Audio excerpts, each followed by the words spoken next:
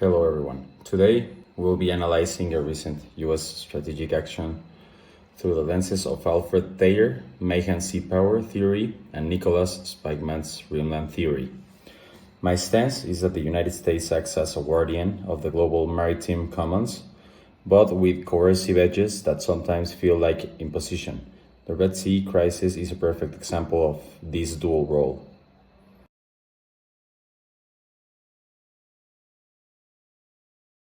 So the case we selected is the US-led military response in the Red Sea and Bab el-Mandeb Strait in 2025.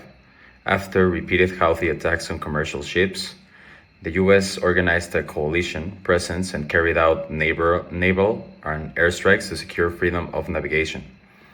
This was not just about local conflict, it was about protecting one of the most critical arteries of world trade, connecting Asia and Europe through the Suez Canal.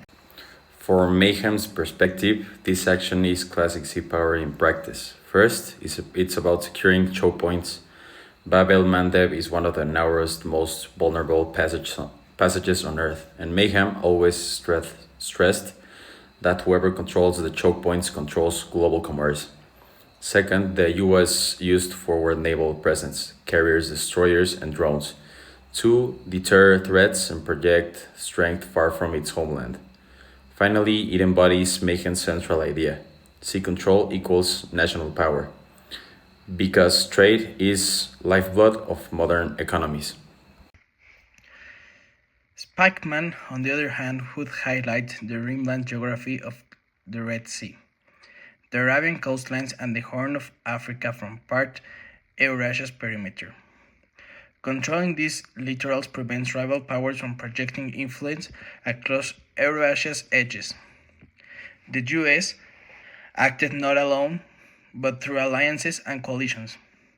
Another rimland logic, where encircling Eurasia through cooperative partners secures global dominance. For Spykman, the Red Sea isn't just about ships, it's about shaping the power of balance on the world's rim. When we combine Mahan and Spykman, we see the full picture. Mahan explains why the US acts here, to keep global trade arteries open. Spykman explains where and how, by building coalitions on the rimland to deny rivals control. So, the Red Sea operation shows the US a maritime guardian protecting flows essential to the global economy, but also as an imposer, because it uses unilateral strikes and sets rules for everyone else. The impact on global business has been huge. Disruptions in 2024 and 2025 forced shipping companies to reroute around Africa, adding weeks to transit times and driving up freight and insurance costs. Oil and product flows shifted, creating price volatility. For Mexico, even though most of our Asia trade crosses the Pacific, we still feel these shocks. Higher global container rates raise import costs for machinery and chemicals, and fuel price swings affect transport and industry. Nearshoring helps cushion the blow, but Mexican companies still face higher logistics and insurance expenses. In short, what happened in the Red Sea ripples into Monterrey, Guadalajara, and Mexico City. To conclude, we see the US in the Red Sea as a guardian of the maritime order, acting from the geographic necessity, but it towards with hard power, which can feel like imposition.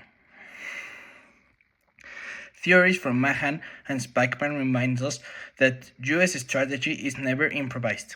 It is deeply anchored in geography, trade, and the balance of power. Thank you.